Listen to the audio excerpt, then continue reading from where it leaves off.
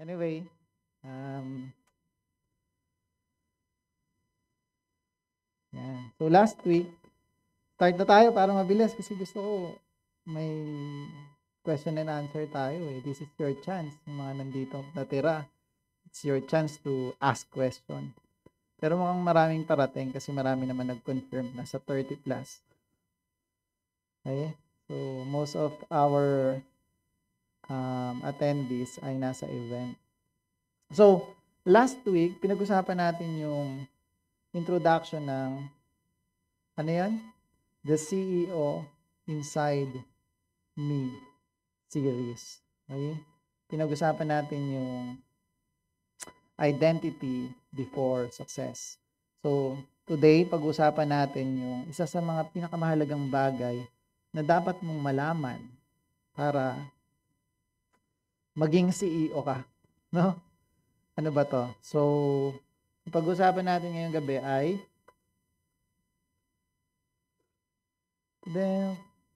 Mobra. Yan. Your gift is capital. Okay? The CEO Inside Me series. So, etong gift na to, kailangan natin maintindihan to kung ano to. Kasi nalilito yung mga tao kung ano ba yung gift. Okay? Even Christians, hindi nila to masyadong napag-aralan. Kaya napaka-importante na bago tayo magsimula dun sa topic, gusto kong explain sa inyo yung gift. So, there are two kinds of gift in Scripture. Letter A, yung creation or common gifts. No? Gifts, sometimes called natural talent or common grace gifts. So, ito yung isa dun sa mga tinutukoy ng scripture tungkol sa gift. Okay? Now, ito ay binibigay, given at birth to all humans as part of God's creative grace. Can be intellectual, sometimes artistic, physical, emotional, entrepreneurial. Okay? So, kung inyong iisipin, ito yung mga inborn na mga gifts natin na nasa atin na nung tayo ay pinanganak pa lang. Okay? Sabi dito sa James 1:17, every good and perfect gift is from above. Okay? Si Santiago yung nagsulat nito, kaya James, no, sa Tagalog din ay Santiago, hindi Jaime. Dati Jaime, alam ko dyan. So, Santiago yung pangalan niya sa Tagalog. Sinabi dito ni James na lahat ng mabubuting bagay na tinatamasa natin, kalusugan man, talento, oportunidad, pag-ibig, kaligtasan, ay galing sa Diyos. Ibig sabihin, lahat ng magagandang bagay, good and perfect gift. Kasama dyan yung talento na meron ka. Yung mga kakayanan na meron ka. Okay? So, sabi din sa Exodus 31, 1-5, hindi ko na isinulat para hindi masyado mahaba, pero ito ay, ang Panginoon ay nagbilin kay Moses na si Bezalel yung pagawin niya ng, anong tawag dito? Nung templo. Kasi meron siyang skills na later on ay inanoint din ng Spirit ng Diyos. Binigyan din siya ng anointing. Ibig sabihin, finold din siya ng Spirit na nagamit niya yung kanyang common gift para sa gawain na para sa Diyos. Okay? So, si Bezalel, para at least maintindihan nyo, siya yung unang tao na sinulat sa Biblia na pinuspos ng Espiritu ng Diyos hindi para mangaral ng salita. Okay? Pinuspos siya nang sa ganon ay lumikha siya ng bagay na pinapagawa ng Diyos. Di ba parang ano ba yung mga umuukit ng, di ba? Craftsman to eh. magaling siyang umukit ng mga bagay-bagay. So, meron siyang talento at ito yung binigay sa kanya ng Diyos, hindi lang para mangaral.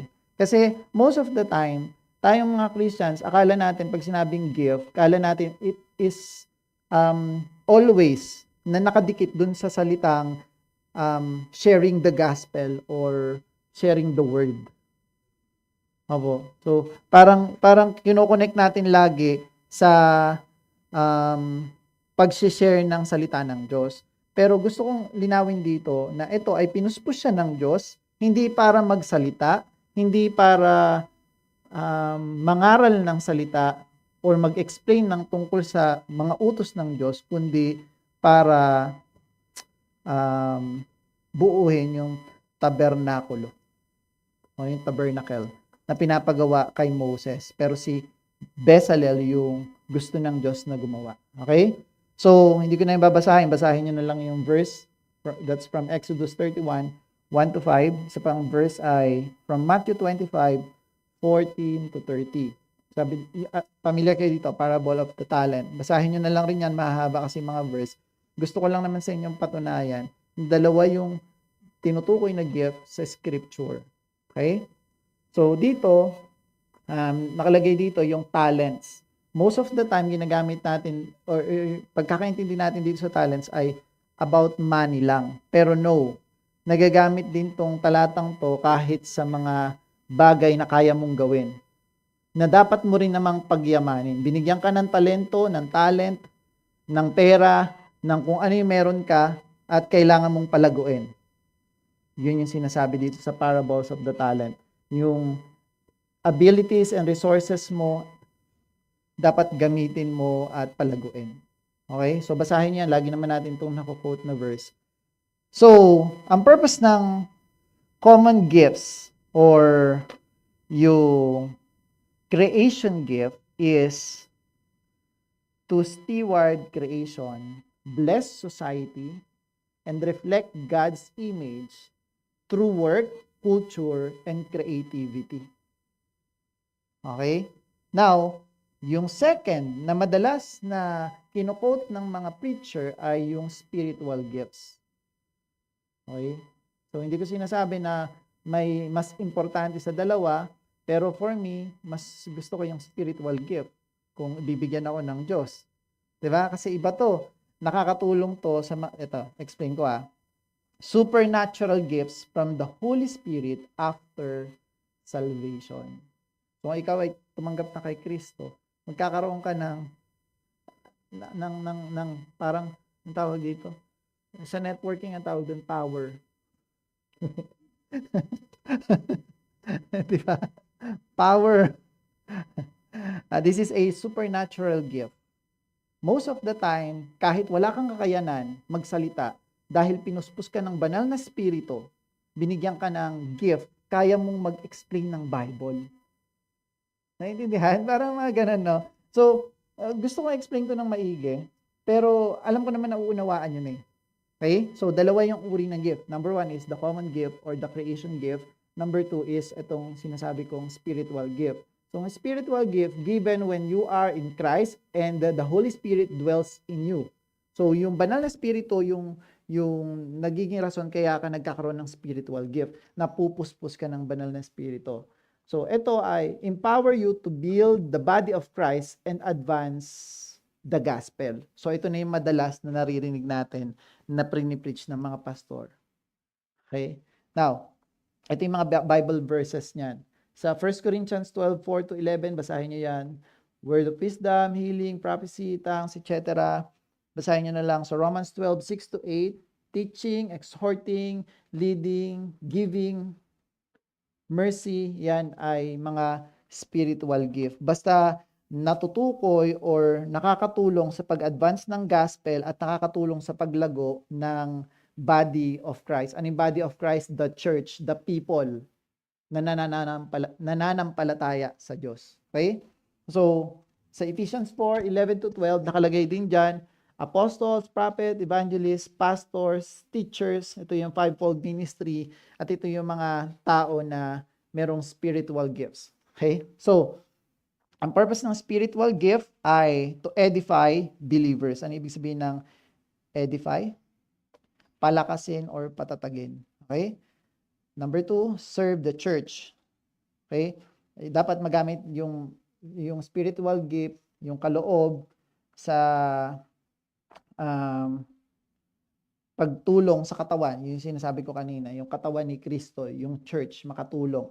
Pangatlo, glorify Jesus. Okay? Dapat ito ay nakakapagbigay yung ginagawa natin. Lahat ng bagay para mag-glorify yung name ni Jesus Christ. Hindi ko sinasabi na yung common gift ay hindi natin magagamit sa pag-glorify ng pangalan ni Jesus Christ. Kasi nung binuo ni Bezalel, yung tabernacle, ay nakapagbigay ng papuri sa Diyos. Pero hindi siya nag-preach ng gospel. Pinuspos siya ng banal na spirito, yung kanyang craftsmanship, na dating nasa kanya na bago pa siya pinuspos ng banal na spirito, ay pinagyabong lang sa pamamagitan ng banal na spirito. At ito yung relationship ng dalawang yon. Yung relationship between the two, the common gifts and the spiritual gifts, ay kung ano yung common gift sa'yo, ay pinagyayabong pa ng Diyos. Katulad na nangyari kay Bezalel. Ganon din yung nangyari kay Apollos sa Acts.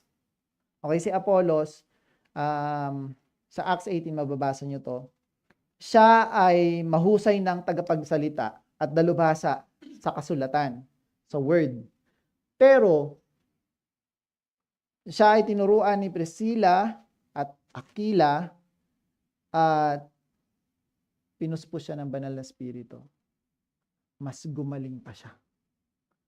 So, yung common gift natin, pag tayo ay pinuspos ng Diyos, in-anoint, mas mapagyayabong pa natin. So, kung yung pagiging businessman mo, yan yung bagay na sa tingin mo, yung pagiging CEO mo, sa tingin mo, yan yung bagay na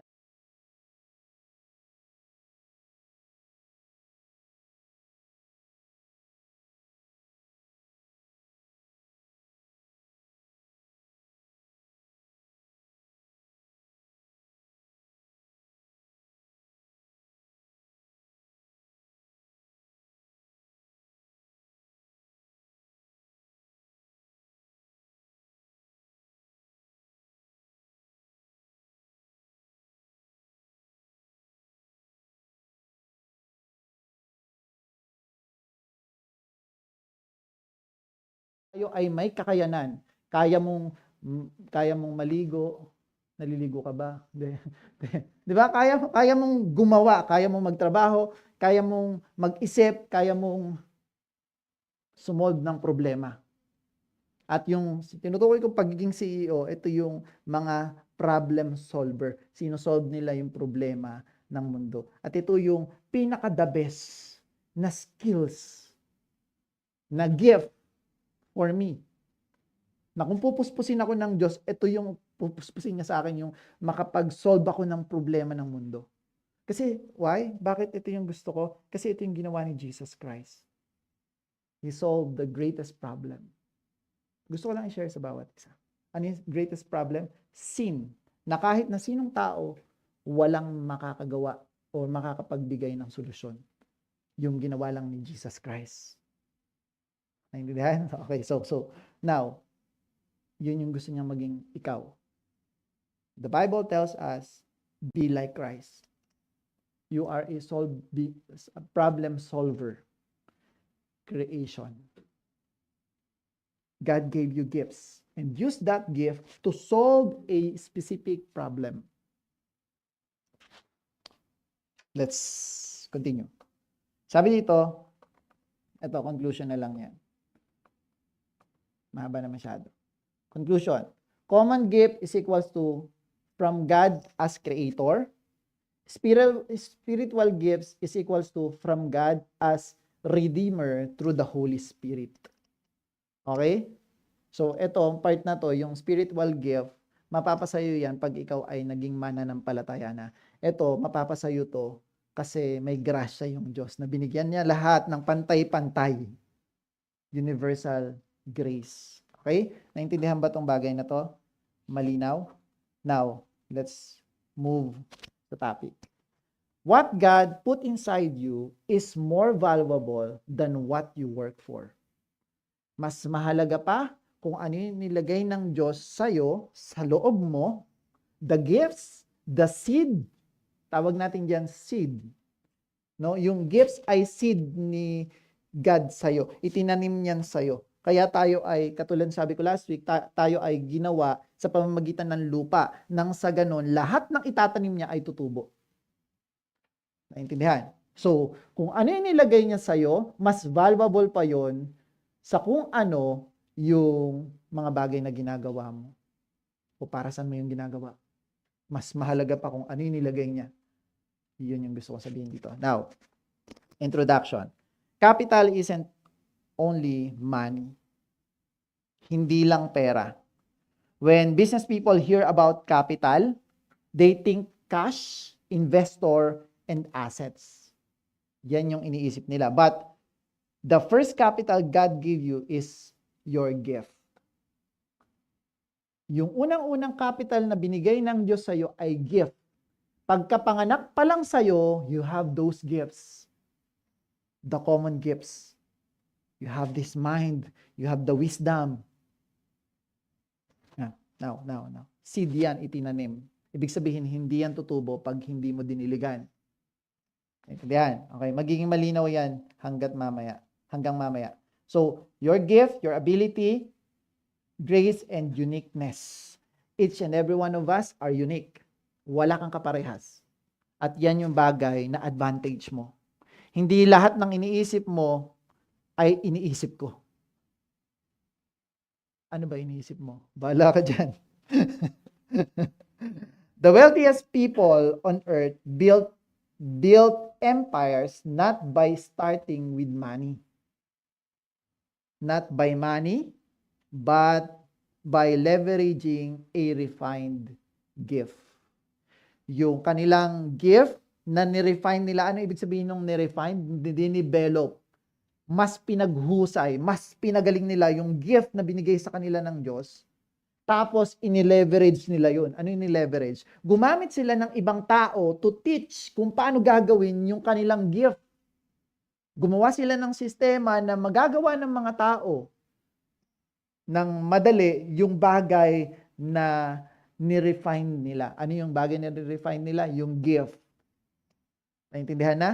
Malinaw ba itong pinag-uusapan? Okay. So, yumayaman yung mga tao hindi dahil they start money. Yung mga wealthy people, yumaman sila because they start by leveraging their refined gift. Intindihan? Okay. Proverbs 18:16 sabi dyan. A man's gift maketh room for him and bringeth him before great men. Yan din yung ginamit natin last week na verse, na yung mga tao, yung kaloob mo, yung talento na meron ka, yan yung nagbubukas ng mga oportunidad.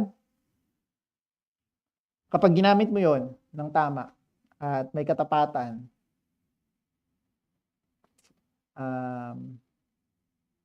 yung binibigay ng Diyos sa bawat isa ay mga daan upang makilala tayo. Makasalamuhan natin yung mga magagaling din mga tao. O kaya naman, pahalagahan ng iba yung talento na meron ka. Okay? So, Romans 11:29, for God's gift and His call are irrevocable. What's the meaning of irrevocable? Ibig sabihin, unchangeable. Hindi na pwedeng baguhin. Hindi na pwedeng bawiin. Kung ano yung binigay niya sa'yo, yun na yun. Yung gift na binigay niya sa'yo, hindi na yan pwedeng, akin na nga yung gift. Binigyan ka ng Diyos, hindi niya na yan babawiin. Ay, ibig sabihin ko, nandyan na yan sa'yo. Ang problema, tulog. Okay? Okay? Oh, now. Sabi dito sa Deuteronomy 8:18. Sabi diyan sa 17, pwede mong sabihin. You can say, pwede mong sabihin, pwede mong isipin.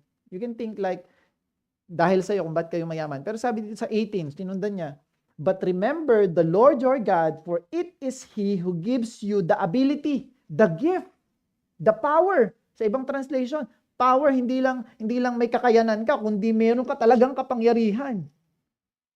Yung kapangyarihan yun yung gift na binigay sa'yo ng Diyos. Creativity. Yung kaya mong mag-isip. That's the power. Sabi sa world principles, walang imposible basta inisip mo. Nothing is impossible. Sa pamamagitan ng isip. No? Pero tayo, nothing is impossible through Christ who gives us strength. Siya nagbibigay. Hindi dahil sa kakayanan mo. Yung nagbigay sa iyo ng wisdom, ng creativity, ng lahat ng skills, ng ability na meron ka ay ang Diyos. Okay? To produce wealth. Wow. Malinaw yan. Kahit anong gawin kong pagpalit-palit ng translation, wealth pa rin, kayamanan pa rin yung sinasabi dyan. Kahit sa Hebrew translation. Ibig sabihin, binigyan ka talaga ng Diyos to produce wealth. At again, always remember na yung wealth na yun, hindi yun para sa'yo. May purpose, katulad ng mga last time natin pinag-usapan. Okay? Point number 1. God's economy starts with a seed, not cash. Okay? Pag binasa natin tong parable of the talents, medyo mahaba to. Pero, alam niyo na ba yung storyang to? Kwento ko na lang. Okay? Mahaba to. Sabi dito sa bandang, ito, basahin lang natin simula. Tapos, kukwento ko. Again, it will be like a man going on a journey who called his servant and entrusted his wealth to them. So, meron daw aalis na master, na tao. Tapos, pinagkatiwalaan niya yung kanyang, yung talent sa kanyang yung wealth sa kanyang mga tao. So, to one, he gave 5. So, meron siyang binigyan ng 5. To another, 2 bags. And to another, 1 bag. Sa dulo nito, bumalik yung master. Okay? Anong ginawa nung 5? Dinoble niya. Pero gusto kong basahin yung dulo. Yan.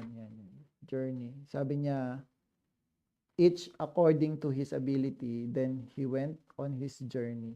So, yung pinagkakatiwala sa'yo ng Diyos, depende yun sa ability mo. Kung dinevelop mo na ba yung gift mo, malalaman niya ng Diyos, yan yung ipagkakatiwala niya sa'yo. Okay? Tapos, hindi niya papakailaman sa'yo, ikaw bahala, anong gagawin mo.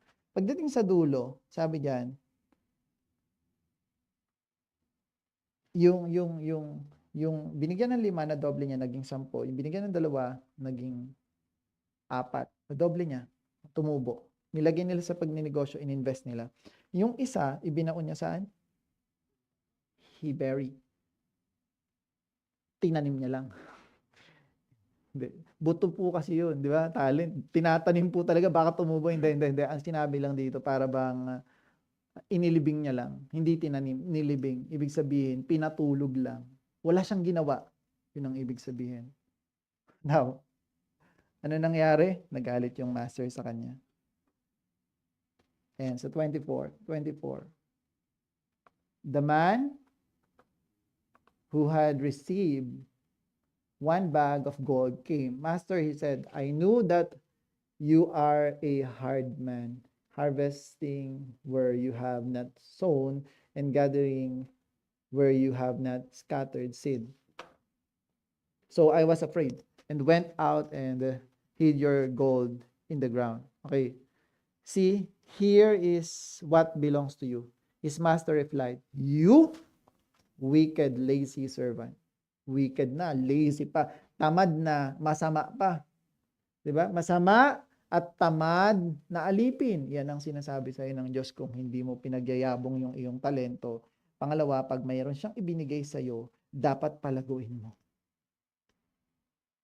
Pag hindi mo yung ginawa, kasi siya rin yung master dito, yung parable, lagi yan naka-align sa kingdom ng Diyos. At yung hari sa kingdom, yung master sa kingdom ng Diyos ay si Jesus Christ. Sasabihin sa iyo ni Jesus Christ. Siyempre mabait si Jesus Christ, ganito yung tono niya. Masama ka at tamad na alipin. Mahinahon. Parable to eh. Pero natutukoy ito sa kung ano yung meron sa kingdom ng Diyos. Kailangan mong pagyabungin yung binigay niya. Palaguin. Okay. His master, So, well then, you should have put my money on deposit. Pero tapos naman na tayo. Ano yan? Laging nagsisimula sa seed. Sabi dito, hindi sa cash, ha? Sa seed. The Lord God took the man and put him in the Garden of Eden to work it and take care of it. So, hindi siya binigyan ng pera dyan. Tama? Yung pagkakaintindi ko. Adam placed in Eden with an assignment, not a paycheck. Hindi rin siya pinasweldo dyan. Wala rin binigay si Lord na pera kasi wala pa namang pera nun. So, kung i-reset natin yung mundo, halimbawa na lang, no, kasama ka dun sa first creation na tao. Sabihin mo ba, Lord, sorry Lord, di ko magagawa yung mission. Bakit? Wala akong pera eh. Hindi yun. God put seed inside of you. Kaya alam ni Adam na magagawa niya yung bagay na inutos sa kanya.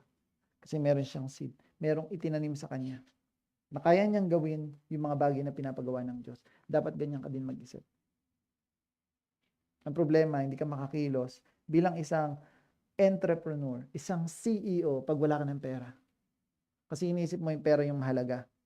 Pero katulad ng sabi ko, kung ano yung binigay o nilagay ng Diyos inside of you is the most valuable thing than anything. Okay? What you work for. What you work for. Yung sabi ko kanina. Pera. Kaya tayo tumatrabaho kasi para sa pera. Pero mas mahalaga yung, mas valuable yung inilagay niya sa atin kaysa dun sa money. Naintindihan? Okay. So, God always gives seeds, form, ideas, talents, relationships. Next. The world starts with capital you can see. God starts with capital inside you. Yung mundo daw ay nagsisimula sa capital na nakikita. Pera, di ba? Pero yung Diyos, magsisimula siya sa capital inside you. Ay, pinipicturean niyo po. Balik ko. Yan. Okay, next. God always gives seeds. Ay, sorry, bumalik. Wealth is a byproduct. Ano yung byproduct again? Ha? Ano yung byproduct? Bonus. Wealth is a byproduct. Ibig sabihin, hindi talaga yun yung purpose mo, pero magkakaroon ka. Byproduct of cultivating the seed he planted. Kung ano yung tinanim niya, kinultivate mo, nagawa mo ng tama yung pinapagawa niya, yung wealth, kasunod na yun. Naintindihan? Kasi ang problema, hindi, yung purpose, yung byproduct natin. Yung number one purpose, kung ba tayo nagninegosyo, ay wealth. Baligtad ang mundo. Tama, mali. Kaya yung mga taong sobrang yumayaman, katulad nila Mark Zuckerberg, hindi nila inisip muna yung kita. Ang inisip nila, solusyon dun sa problema. Alam mo kung bakit nagawa yung Facebook? Kasi gusto nilang pag-connect-connectin lahat ng tao na nag-aaral sa mga university sa US. They are not thinking about money. They are thinking of a solution. Sobrang hirap ng pag-connect ng mga college student. Naintindihan? So, yung purpose muna yung ginawa niya. Dinevelop niya muna yung kanyang gift. Yung creativity niya, in-apply niya muna sa isang bagay. Hindi Christian yun, ha? That's a common gift. Lahat tayo, pantay-pantay binigyan ng Diyos. Mananampalataya ka man o hindi, meron tayong gift. Kaya huwag kayong magtatampo. Walang favoritism si God. No? Pantay-pantay siya sa paningin. Pantay-pantay tayo sa paningin niya. Yung mga binigay niya sa inyo, mga gift, lahat yan. Kahit na ikaw ay malalim sa pananampalataya or mababaw sa pananampalataya o hindi nananampalataya, ikaw ay may gift. from the creation because He is the Creator na merong grace. Okay? Now, kilala niyo si Sarah Blakely, yung may-ari ng Spanx. This is a US brand no? Pero kilala rin to. Nagsimula siya sa $5,000 na puhunan. So magkano yun? 250,000 pesos, most likely. 270. Pero billion-dollar company na yung kanyang apparel. Sino pa? Si Jack Ma. You know Jack Ma? Who's Jack Ma? Kung malalaman mo lang istorya ni Jack Ma, ang daming in-applyan nito, hindi natanggap. Kasi hindi naman yung skills niya. Hindi yun yung gift niya. Gift niya, creativity. Solving solution. And each and every one of you has that gift. Kung ano yung binigay sa iyo ng Diyos na talento, pwede yung maging solusyon sa bagay na pinoproblema ng maraming tao. That's why you need to know it. And the problem is, hindi, ang hinahanap natin, trabaho. Hindi kung ano yung gift na binigay sa iyo ng Diyos. Naintindihan? Okay. So, point number 2. Raw talent isn't capital until you develop it. So, hindi yan magiging capital, though meron kang talent, meron kang gift, meron kang kakayanan, pero hindi yan magiging capital until you develop it. So, kailangan mong i-develop. Hindi porket tinanim na sa'yo ng Diyos ay magagamit mo na yan. Ano yun? Huhubugin mo, i-cultivate mo. Aalamin mo. Gagawin mong sharp. Baka pumupurol na di ba? Yung kakayanan mo, natago na. Maraming tao, mga magagaling, pero gusto nila ay itago lang yung kanilang talento. Hindi naman para ipagmayabang, kundi gumawa ng bagay na makakapagbigay ng solusyon sa mga problema ng mga tao. That's the most important thing. Okay? Sabi dito sa 2 Timothy 1:6. For this reason, I remind you to fan into flame the gift of God which is in you through the laying on of my hands. So this is spiritual gift, but we can apply this sa common gifts. Kasi nga katulad ng sabi ko sa inyo, yung common gift nyo, pag yan ay pinuspos, mas magyayabong. Naintindihan? So para lang hindi kayo malito. Pwede rin yung inyong common gift, yung talent ninyo, ay puspusin ng Diyos, katulad ng mga singers sa church. Hindi naman yan nakakatulong sa pag-share ng gospel. 'Di ba? Pero nagagamit sila sa gawain. O connected pa rin. Kaya halimbawa, yung craftsman, yung karpintero, pinuspus siya para gumaling siya. Siya yung magtatayo ng mga buildings para pagdausan ng church, ng gawain. 'Di ba? Lahat ay magagamit para sa ikaguglory ng Panginoon. Kaya wag mong isipin na yung pagninegosyo ay hiwalay sa pagiging Kristiyano. Connected yan. Kasi yung bagay na pwede mong kitain ay magagamit sa marami pang bagay. No? So, lalayo ako pag tinuloy ko yan. Proverbs 22:29, sabi diyan, do you see someone skilled in their work? They will serve before kings. They will not serve before official of low rank. Do you see someone skilled? Kung sino daw may mga skilled in their work, kung sino daw yung ginagalingan yung trabaho nila. Hindi sila nagtatrabaho lang sa mabababang level ng mga tao, kundi nagtatrabaho sila sa mga official. Ibig sabihin nito, kung i-develop mo, i-refine mo, yung gift na binigay sa iyo ng Diyos, mapapansin niya ng iba. At makapagtrabaho ka sa mga kilalang tao. Di ba? Hindi ka magiging pabaya, magiging tapat ka. No? Baka lang kasi galingan mo pero manloloko ka eh. Ginagalingan mo nga pero dinadaya mo naman yung trabaho. Yari ka. Hindi. Intindihan? Okay. So, raw talent is like unmined gold. Valuable but not spendable. Ibig sabihin, yung raw talent, yung gifts na binigay sa'yo ng Diyos, para lang yang unmined. Hindi pa nahuhukay na gold. Yung gold na yon valuable, pero hindi pa nahuhukay. hindi mo pa natatagpuan. Kaya alamin mo. Okay? Okay. So, development turns, a gift into market power. Training, study, mentorship, and discipline convert potential, product, and then profit. Okay? Kapag dinevelop mo yung mga gift, yung mga talents na meron ka sa pamamagitan ng pagsasanay, pag-aaral, pag-mentorship, pagdidisiplina sa sarili, nagiging kapaki-pakinabang ito na maaaring gamitin ng Diyos at ng lipunan. Intindihan? Okay. So, halimbawa, yung doktor, nag-iimbest sila ng time to study 8 to 12 years. I don't know gano'ng katagal eh. Pero most likely, dun sa research ko, 8 to 12 years, they spend their time studying. Even the lawyers. Di ba? Ang lawyer, mga 9 years. Tapos, tsaka sila binabayaran ng talent fee sa galing nila.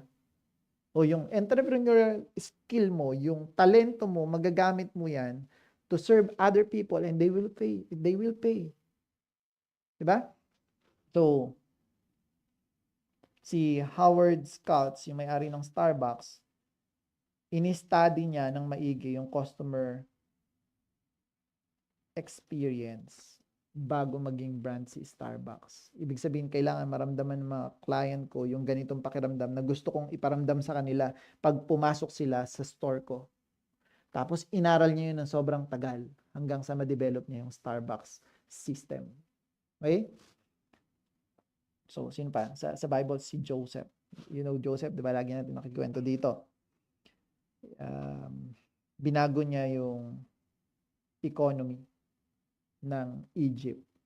Meron siyang economic strategy na nakatulong sa Egypt para maging dakila sila, great country sila, great nation sila that time. Okay? So, point number 3, solve problems and the market will pay. Always remember this. Mag-solve ka ng problema, babayaran ka ng market. Now, sabi diyan, Philippians 2:3-4, do nothing out of selfish ambition or vain conceit. Rather, in humility, value others above yourselves. Not looking to your own interests, but each of you to the interests of the others. Okay? So, para bang sinasabi niyang isipin mo yung kalagayan ng iba ng mas matimbang kaysa sa sarili mo. Para bang gusto mong tulungan yung mga tao. Yan sinasabi niyan, tulungan mo yung iba. Huwag mong isipin yung para sa'yo, mas isipin mo yung para sa kanila. Kasi ang nagiging mali, pag tayo nagnegosyo, ang iniisip natin, yung para sa atin. Tama, mali. Yung paano tayo magkakapera, paano tayo bibili ng Lamborghini, ng Ferrari, paano tayo bibili ng bahay sa Green Hills, sa Orintian, sa Forbes, di ba? So, para sa iyo yung tinitingnan mo. Kaya, yung mga tunay na mayayaman, the real, true, wealthy people, ang iniisip nila, sumolve ng problema. Anong problema ng bansang to? Hindi nga ganun. Anong problema ng mundo yung pwede kong bigyan ng serbisyo? Yung wealth, byproduct na lang. Diba? Sinusolusyon na muna nila yung problema, tapos yung ideyang yon binibili ng mga investor. Mag-invest kami dyan, ba? Hindi kailangan ng pera eh. Pag magaling ka mag-isip yung mga investor, puputaktihin ka kasi sobrang ganda ng idea mo. You don't need money to create solution. All you need is to cultivate your gift and then use that gift to solve problems. Okay? So, each of you, sabi diyan sa 1 Peter 4:10, of you should use whatever gift you have received to serve others. Ano daw gagamitin mo sa gift mo? It's not for your own self. It's to serve others. Yan ang sinasabi ng Bible. As faithful steward of God's grace in its various form. Sa lahat ng uri ng forma, yung gift na binigay sa iyo ng Diyos, magagamit mo yan. Naintindihan niyo ba yung sinasabi ko? Now, hindi yan para lang sa iyo. So, pag tutuldukan ko yan or gagawin kong conclusion o gagawa ko ng conclusion, ang conclusion ay yung gift na binigay sa iyo para tulungan yung iba. To serve other people. Ano ibig sabihin solve other people? Think of a solution to the problem of other people. Use your gift. See? Naintindihan niyo ba ako? Yung mga nanonood sa online, naririnig niyo ba ako? Miss namin kayo. Okay. So, gifts gain value when they meet real needs. No? Yung gift na yan, nagkakaroon lamang ng tunay na halaga kapag nagagamit para tumugon sa totoong pangangailangan ng iba. Okay? CEOs are paid, not for hours, but for solutions and decisions. Yan yung trabaho ng CEO.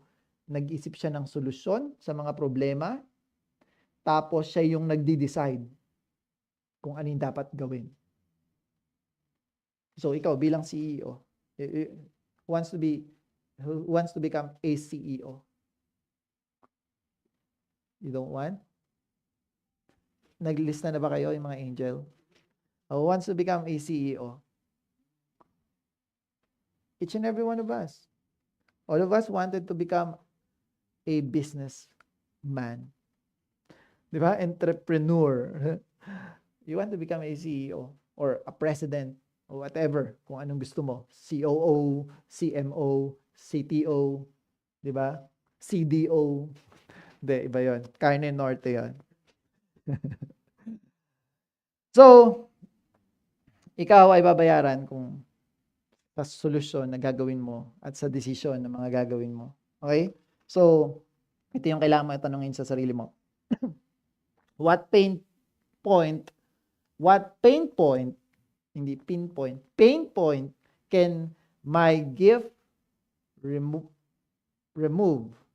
What efficiency can I create? So, para bang anong problema ang kaya kong solusyonan? Anong bagay ang kaya kong pagandahin o pabilisin? Sample, Uber, Grab. Ang hirap dati maghanap ng taxi. Pag nasa loob ka ng subdivision, lalabas ka pa. Pero dahil sa Grab, dahil sa Uber, dahil sa InDrive, yung mga idea na yan, no?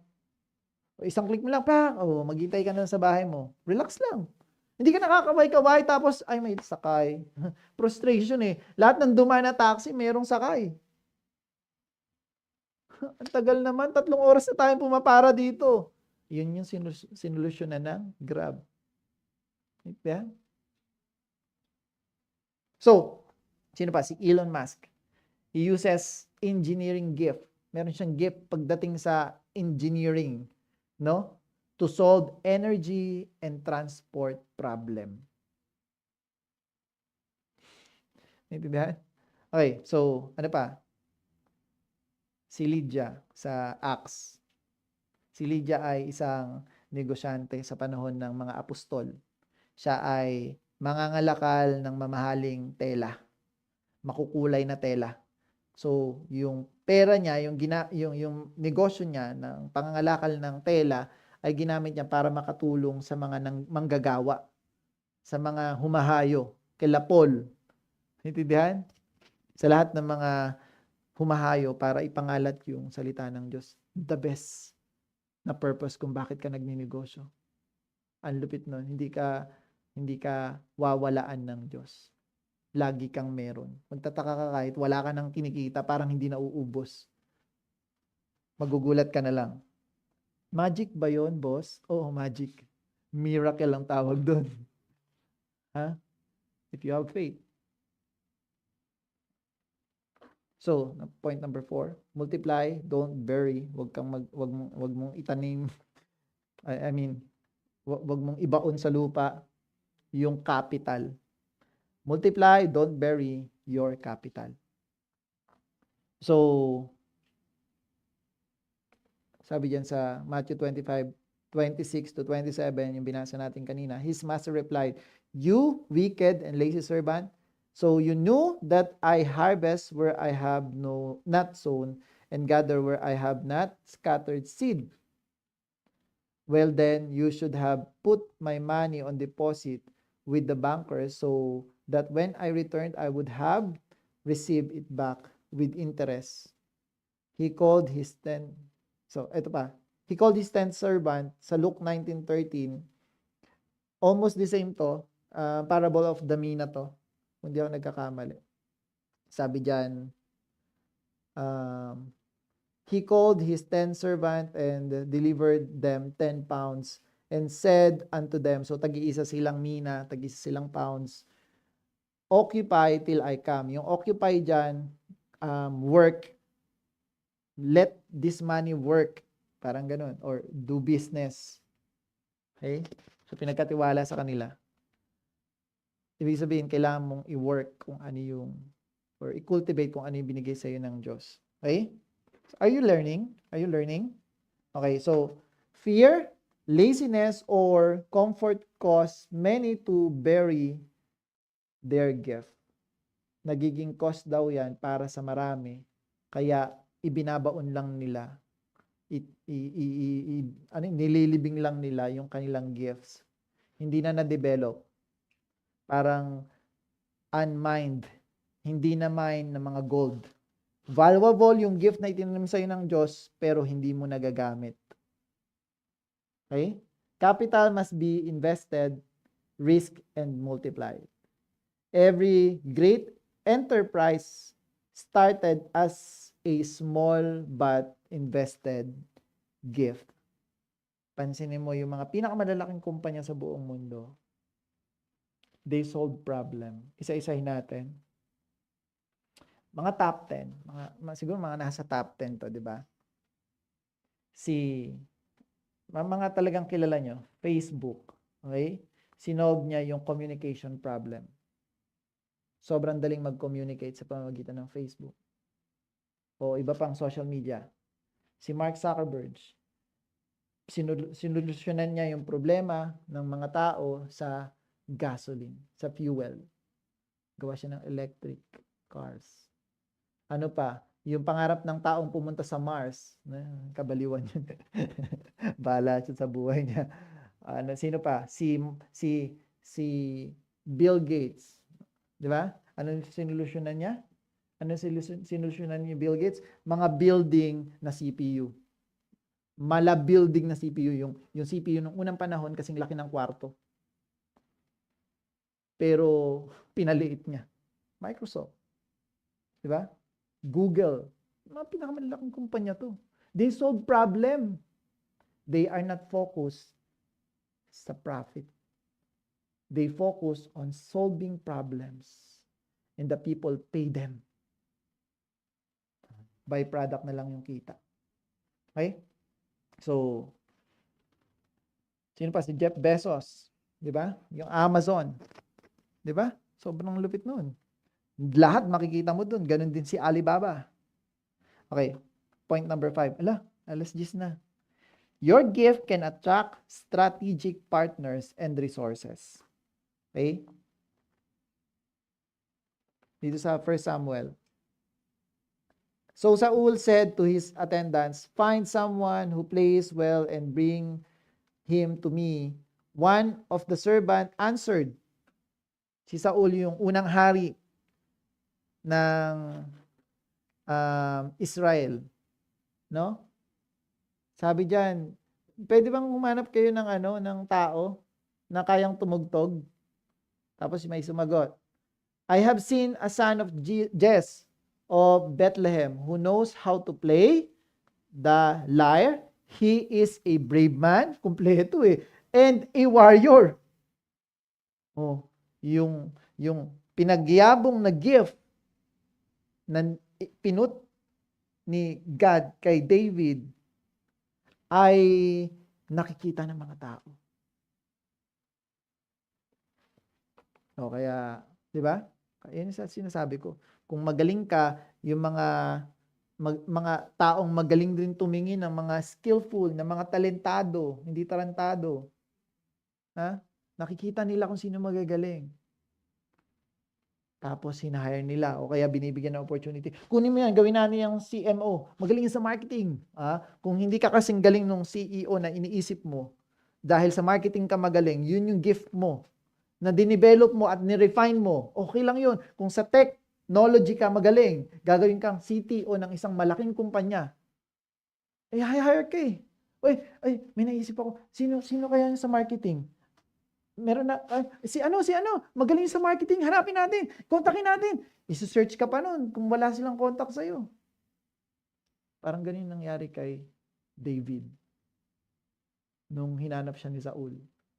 Kasi baliw si Saul. Every time na babaliw si Saul, tumutugtog lang si David. Nawawala yung pagiging baliw niya. So, naiintindihan niyo ba ako? Hahanapin ka ng mga taong magiging valuable sa kanila, yung refined gift. Naintindihan? Okay. Ganun din sa mga pastor. Pag magaling mag-bless yung pastor ng bahay, magaling mag-pray yung pastor, talagang napapatawag din. Magaling magkasal. Di ba, Pastor Nick? Ganun, refined gift. Whether it's a common gift or a spiritual gift.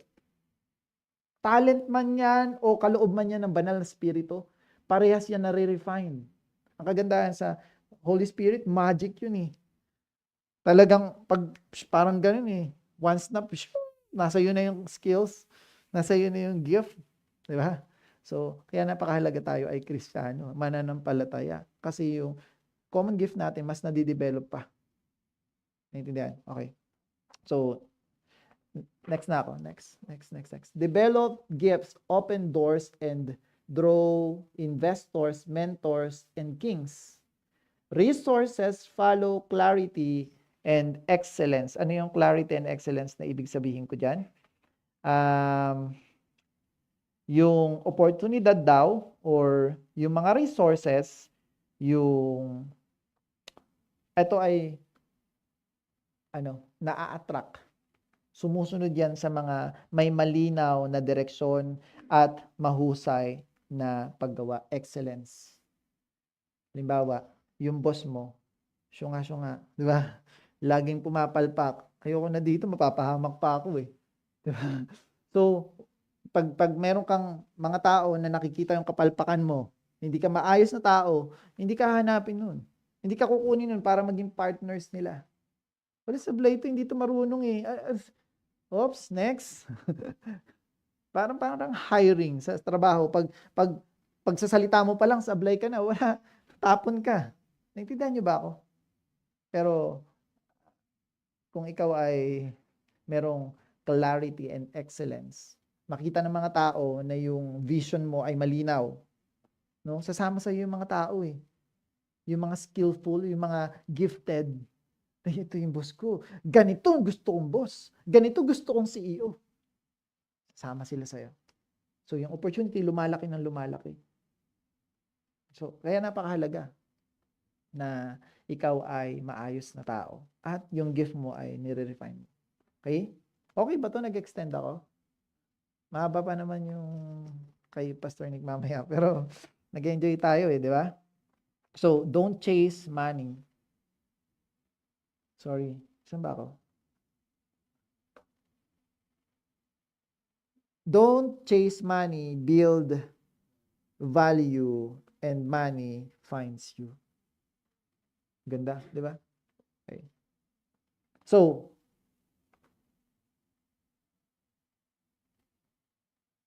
spiritual principles of gift-based wealth.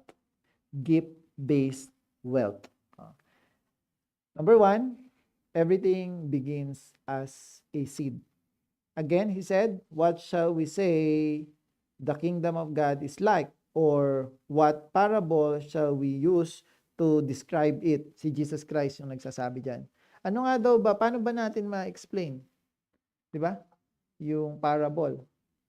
It is like a mustard seed. Sabi ni Jesus Christ. Para daw yan, mustard seed. Pinakamaliit na buto sa earth. Yet, when planted, it grows and becomes the largest of all garden plants with such big branches that the birds can perch in its shade. Pag inisip mo yan, parang ulitin ko, baka lang hindi niyo naintindihan. What shall we say the kingdom of God is like? Paano mo ipapaliwanag kung anong meron?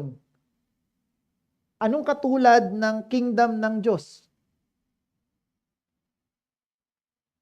Ano yung sabi natin? Spiritual gifts. Everything begins as a seed. We need to understand this. Sorry na sa mga nanonood sa online. Gusto ko ma-explain to ng maigi. Napaka-importante na alam mo na may tinanim yung Diyos. At ganito daw yung katulad ng kaharian ng Diyos.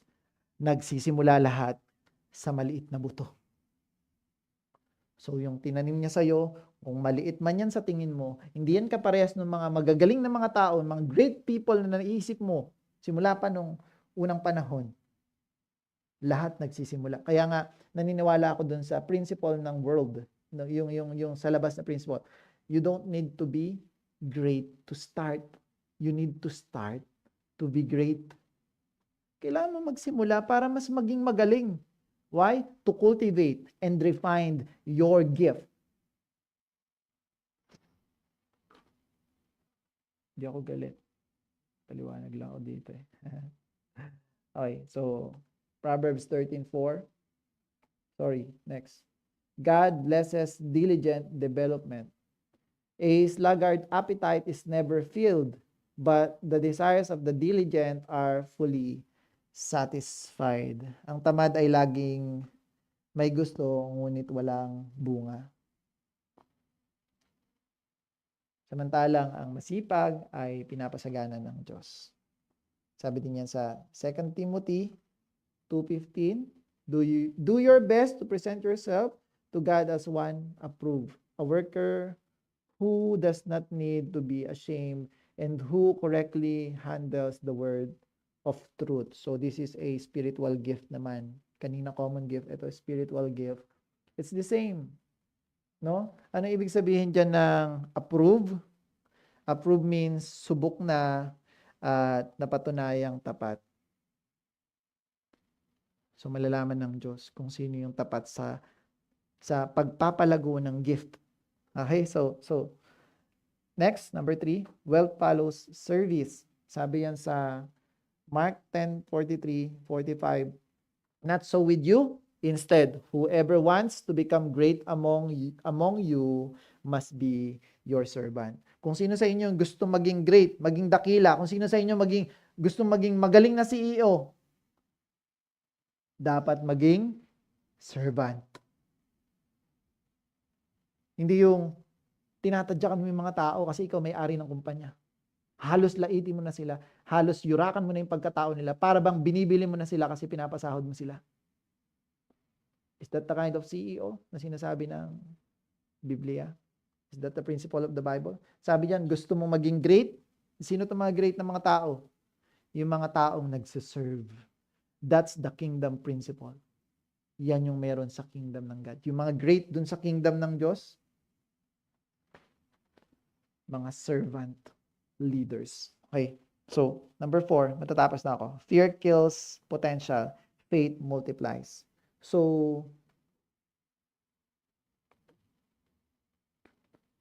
fear kills potential. Faith multiplies. So, I was afraid, sabi dito sa Matthew 25:25, and went out and hid your gold in the ground. See, here is what belongs to you. So, ito yung sinabi ko kanina sa parable of the talents. Ibinaon niya sa lupa kasi natakot siya. Fear kills potential. faith multiplies. Sabi sa Hebrew 11:6, and without faith, it is impossible to please God, because anyone who comes to Him must believe that He exists and that He rewards those who earnestly seek Him. Okay? Number 5, stewardship creates legacy. Whoever can be trusted with very little can also be trusted with much. Kung sino pagkakatiwalaan sa maliit, mapagkakatiwalaan sa malaki. And whoever is dishonest with little will also be dishonest with much. So if you have not been trustworthy in handling worldly wealth, you don't have legacy. Who will trust you with true riches? And that's legacy. Diba? Meron kang maiiwan na kayamanan. Okay? Legacy, hindi ito yung bagay na iiwan mo para sa kanila, kundi iniwan mo sa kanila. Meaning, inside them. Kung ano yung naging impact sa kanila, yung buhay na meron ka nung ikaw ay nabubuhay. That's legacy. Okay? Number 5, stewardship. Yun na yun. Application. How to turn your gift into capital. Check sound. Number 1, identify it clearly. Name your strongest problem-solving ability. Number 2, invest in mastery.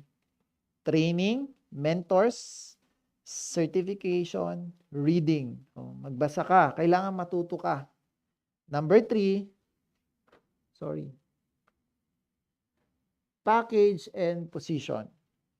Create services, products that carry your gift to the market. Meron kang gift, tapos yun yung isipin mo na kung paano ka gagawa ng produkto. Ano bang meron ka? 'Di ba? Hindi magkanong meron ka. Hindi 'yon ang tanong, kundi anong meron ka. Ulitin ko, ang tanong pag magtatayo ka ng negosyo o magso-solve ka ng problema, hindi ang tanong magkano ang meron ka, kundi ano ang meron ka. Naintindihan? Your gift. Okay, kung magaling ka magluto, di yun yung gawin mo. Simulan mo sa maliit. You start small, you think big. Okay. 4. Solve, don't sell. Huwag ka magbenta, sumulusyon ka. Mag-solve ka ng problema. Focus on meeting needs, not just making sales. Dedicate it. Pray over your gift.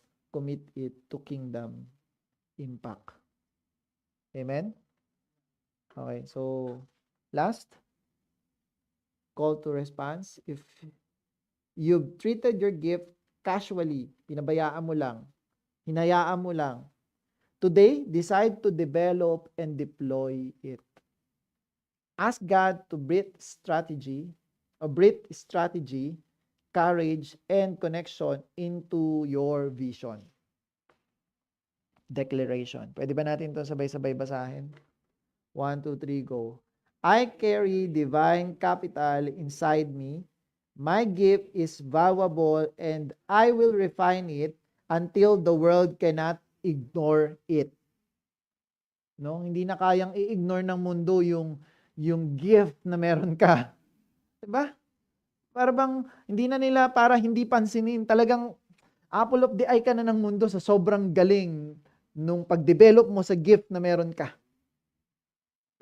That's your goal. Not to have money, but to make the world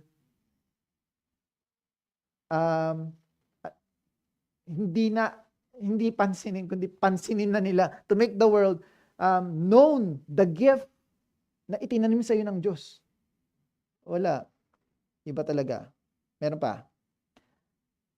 Declaration. Sabay-sabay tayo ulit. I will solve problems, create value, and attract resources. Attract resources, hindi create, attract. Okay. I will multiply what God entrusted and build for His glory. Amen. So, prayer. Lord, thank you for placing a gift inside of us. I choose to invest, refine, and multiply it. Break fear and laziness. Give me discipline and wisdom, Lord. May our gift create value, wealth, and kingdom impact. In Jesus' name, amen. So, we're done. Next week, pag-usapan natin yung from source of income to CEO. So, we know that we are a CEO, moving beyond earning to building system. Tuturuan ko na kayo kung paano ba magsimulang gumawa ng sistema. Now, you know, you have this gift, right? You have common gift and spiritual gift. Naintindihan? Now, use that, refine it, and then yan yung i-offer mong service sa tao. Again, service, not product. You give them service. You serve them using your gift. Oh, magaling ka mag-painting, di ba? Halimbawa na lang to. Yan. I-offer mo sa kanila. Sige, ako na lang gagawa ng project mo. Uso yan ng college ako eh. No? Magaling kang gumawa ng project, ng thesis, mag-offer ka ngayon, 40,000 lang. No-offer mo. Solution sa problema ng mga college student eh, kasi tinuruan mo sila maging tamad. So, next week, tuturuan ko kayo paano gumawa ng sistema. Paano nyo i-leverage. Gagawing systematic yung gift nyo. Okay? Medyo iba eh, no? Parang medyo out of the box ng mga principles yung naririnig natin dito. Pero I hope you learn. Kasi ito yung pinakamalalim na pagninegosyo. Kasi rooted sa salita ng Diyos. Iba. Ang lupit nito. Sana nga matagal ko na itong alam eh. No? Sayang. Ngayon ko lang kasi inaaral ng maigi. Thank you sa opportunity na to. And this is my gift to talk. This is my gift. And I am using it. I am refining it. Hindi ako ganun kagaling dati. Nung nagsimula tayo dito, hindi rin ako ganito kagaling magsalita. Gumagaling na lang talaga ako. Nare-refine yung gift ko. Kasi ang daldal ko eh. Pagkausap mo ako pag ano lang, yung personal. Hindi naman ako sa nagyayabang. Sinasabi ko lang, at least na-apply ko na yung natututunan ko rin na tinuturo ko sa inyo. Di ba? So, use your time to refine, to cultivate your gifts. Sobra, lahat kayo may iba't ibang talento. Magkakaiba tayo ng upbringing. Yung paglaki natin, iba-iba yung mga bagay na natutunan natin, nadidevelop pa kunti-kunti yung gift natin, pero gusto lang nating ibaon sa lupa. Naintindihan? Don't do that. Refine, cultivate, and offer it to the world. Serve people using that gift. Amen? Okay. So, we're done. God bless, and thank you sa inyong time.